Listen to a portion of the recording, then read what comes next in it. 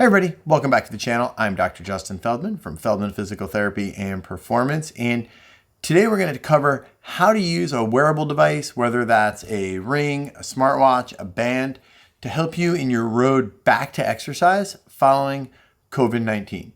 Make sure to stay tuned for the end of the video where we go over which device and device system we think is best and most user-friendly for you guys to use.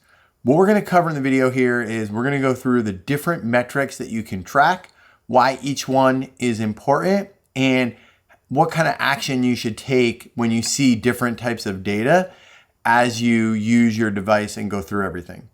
If this type of information is helpful, you enjoy the video, really appreciate all the help and support, go ahead, subscribe to the channel, make sure to like this video, and if you know anybody else in a similar situation, then share it with them. And if you have questions, there's things we don't cover, please make sure to throw them in the comments and we'll definitely make sure that we get to them. One of the things we'll see for people who are recovering from COVID-19, and when we talk about recovering, this could be weeks after, months after, and as we start to hit that kind of year mark, there are still some people who were infected early on in March that are dealing with symptoms and issues a year later. So we're not talking whether it's acute or long-term. These sort of things will occur at different rates in different people. We see people who get fatigued very easily. They will find that they sleep a long time, but don't necessarily get a restful or recovered sleep. So they wake up in the morning and they've slept 8, 10, 12 hours, but they just don't feel rested and refreshed like they feel like they should. We also will see people who do a simple activity like, let's say, vacuuming their house or washing dishes, and all of a sudden find that that really fatigues them way more than they think it should. But then they can do something like go for a walk or maybe a run or do a light strength training workout, and that doesn't fatigue them nearly as much as they would think it does. And so because of that, since it's so hard to gauge how a specific activity is going to affect you, then using a device to track how your body responds to a different activity can be a really great tool. As you use these devices, you want to pay attention to a couple of different pieces of information. The first is your sleep and the amount of sleep that you get, and then you want to pay attention to what percentage of that sleep is high quality sleep. So we've talked about this in some of our sleep videos, but we are looking for you to try and get 40% of your total sleep to be quality sleep. When we talk about quality sleep, we're going to add the deep sleep and the REM sleep that your device measures. And so it's not really a perfect system for these devices to tell the difference between deep and REM sleep. In order to do that, you would really need a sleep lab. And so a lot of this is kind of estimated. So we're going to add those two together, and you're looking for 40% of your sleep to be that quality sleep. And so that's something where you might see, hey, I slept for 8, 12 hours, but I'm only seeing 10, 15% this morning. And that's where you might want to scale back your activity plans for that day or change things up. Or on the other side, if you see, wow, okay, I did great, that's when it might be a good day to try your hand at a more strenuous or more stressful workout. We also want to track your resting heart rate. So that lowest heart rate while you're sleeping overnight. And you want to do that. Each device will have a different way of doing that, but almost all wearable devices give you the opportunity, if they track sleep, to track your resting heart rate. And this should be a relatively steady or stable number. If you wake up in the morning and you find that your resting heart rate was elevated significantly 5, 10, 15% above what your normal average has been, then that's a sign that your body didn't get a great recovery the night before. And so it might be a good idea for you to take it easier. Again, on the flip side, if you find that your resting heart rate is right in line with where it should be, or even better, is starting to trend lower each evening, then that's a good sign that your body's recovering well from each day's activity and can tolerate just a little bit more stress than you might be putting on it currently. Now, if you found this video, you're probably not wondering why you should use a wearable device. In fact, you probably want to use a wearable device and are just looking at trying to figure out how to do it. But never know. And so one thing we want to talk about is why using a wearable device can be so helpful. First thing is that it can give you a little bit of affirmation for how you feel. So one thing in working with a lot of patients who have been recovering from COVID-19 and are looking to get back into exercise is they are a little confused about based on how they are feeling versus how they think they should feel. And they feel like they're getting mixed messages from their body. And so sometimes having the device and then having the data to look back at can really give you a good affirmation for what you are feeling. We also like the idea that the devices are going to collect data 24 hours a day, 7 days a week. And so it will help us establish a baseline for people.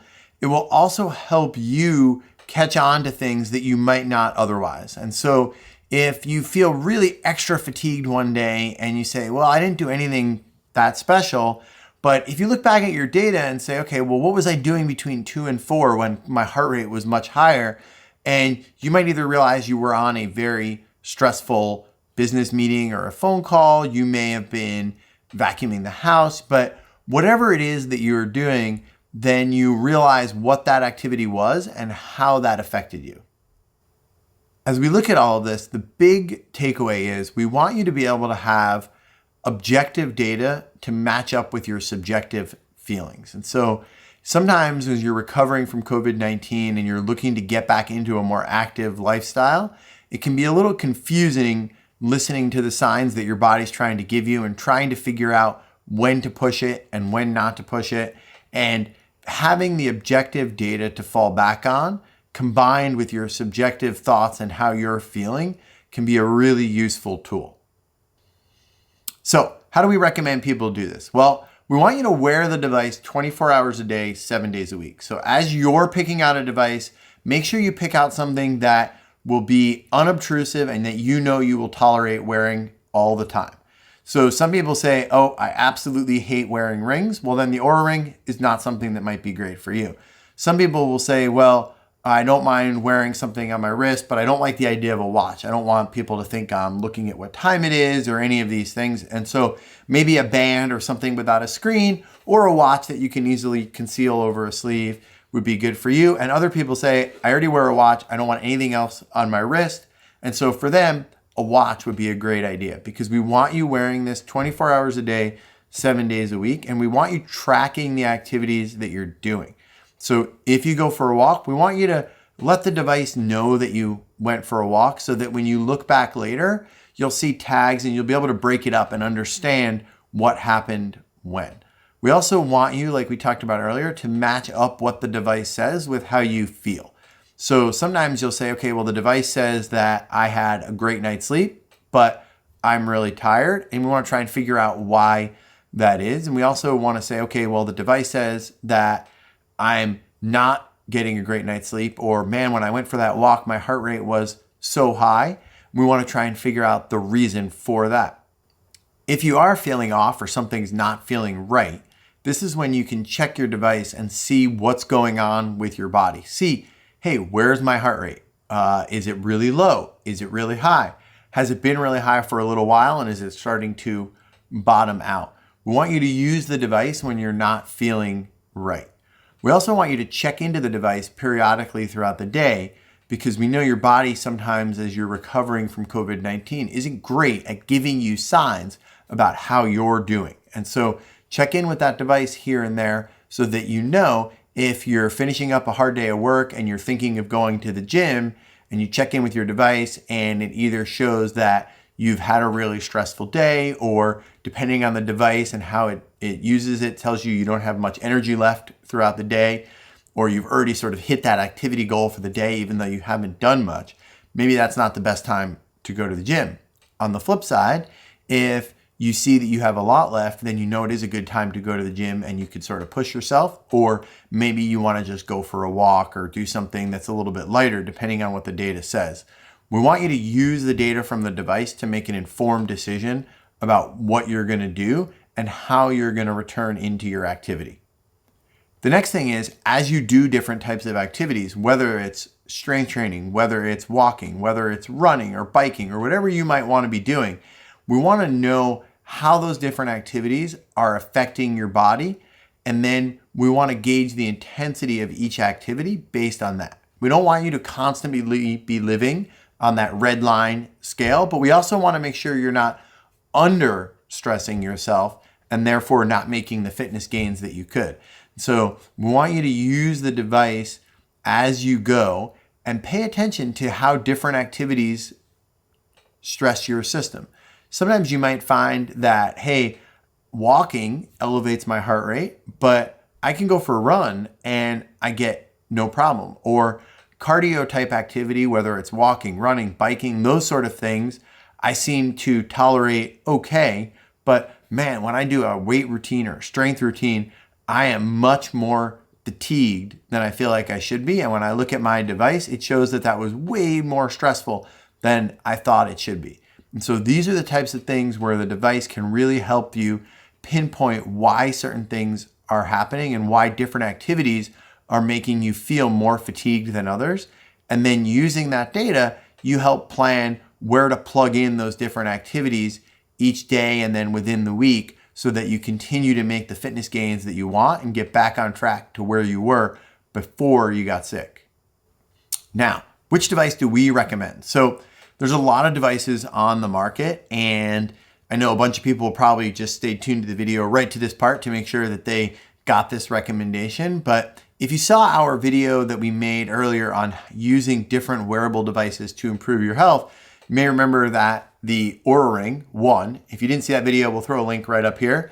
But that was a great device for improving your health. However, I think when it comes to recovering from COVID-19 and getting back into exercise, the device that I'm really going to recommend is a Garmin device. Whether it is a watch like this, or they make a band, a Vivo Smart 4 band, that would be a great device to use. Anything from that Vivo Smart 4 band up or newer in their device listing would be great. The reason is you want access to their body battery feature. This is a feature that I really like. I think it's just really intuitive. Everybody is very familiar with the idea of a battery and how a battery works and whether it's really charged up and there's a lot left, or if it's almost dead and there's not a ton left in the battery. And the way Garmin uses this feature is throughout the day, you will see your body battery, and it goes on a scale of 0 to 100. And one of the things that really differentiates these devices from whether it's Polar or the Oura Ring or Whoop or any of those devices is that throughout the day, you can actually recharge and see how you've recharged and then use that. And so a lot of other devices will say, oh, you great sleep, you recovered to this point, but then throughout the day, it doesn't necessarily show that you've recharged or built up any ability for additional stress or strain, depending upon how restful or active your day has been. And so that's what I really like about the body battery feature. It also will show you a nice timeline and a graph of how stressful on your system the activities that you did at a specific time were. And so this can be really helpful, like we talked about before, for going back and analyzing your day and saying, okay, what was I doing at 2 o'clock? Well, that's when I was washing the dishes. All right, I would not have thought that that was more stressful than my gym workout, but something about that overstressed my system. And so next time I wash the dishes, I need to pay attention, or I should break that up. Or, hey, what was I doing before I washed the dishes? Maybe next time I should make sure that I'm getting to that when I'm a little bit fresher or not immediately after something strenuous. And so let's take a little walk through the way the Garmin system works so that you understand it. And then we'll show you a couple different of the devices that they have. All right, we're going to take a look at some of this Garmin data here, and we're going to start off with the body battery. So we'll take a look as we walk through here, and you could see this is sort of my day so far. So you could tell I didn't wake up very charged, kind of down there in the mid 30s, and then I kind of dropped a little bit, but because I woke up so poorly charged, I've pretty much done not a ton today. That was kind of expected based on my activity yesterday. If we go back here, and we'll go back to yesterday, and we'll see I woke up in the mid 70s and then slowly went down throughout the day, and we can click this little show stress button, and you're able to see how different activities during different times of the day, based on the scale there, had an effect on me throughout the day. We can also go back out of the body battery feature, and we can click on and look at our stress, and you can see the blue times of day were when you were relatively restful, and the orange times are when you were at your highest stress. And if we look through into today, if we go back here and we go back into the stress, and then I go back into yesterday, okay, I can see that based on the fact that I had a pretty stressful day, I'm not entirely surprised at how poorly recovered I was today. As you go through here, okay, you can look at your sleep. This is where we're going to combine that deep and REM sleep. And we can track respiration rate, pulse ox, all that good stuff. But the real thing that we want to use this for is paying attention to that body battery. We can also use the heart rate information that we're getting to get an idea of how we are in real time. You can also check this on the device itself. Hopefully that was helpful for you to understand the walkthrough of that system and why we think that's best. As far as the devices go, you can get as unobtrusive as this VivoSmart 4 device. It's pretty thin and slim, and you barely notice you're wearing it, or you can go all the way into their Phoenix line and get one of these really big, more watch type devices. Whichever you feel as something that you would be willing to wear 24 hours a day, 7 days a week, that's what I would go with. Hopefully you found this video helpful, and hopefully we got to all of the questions you might have had. If not, please go down into the comments, let us know what we missed and what you're wondering about, and we'll do our best to answer it right there or get you out another video right away. And if you've made it this far, hopefully you found this helpful and useful, and so we'd really appreciate it. Go ahead, give this video a like down there below and follow the channel, and we'll see you on the next video.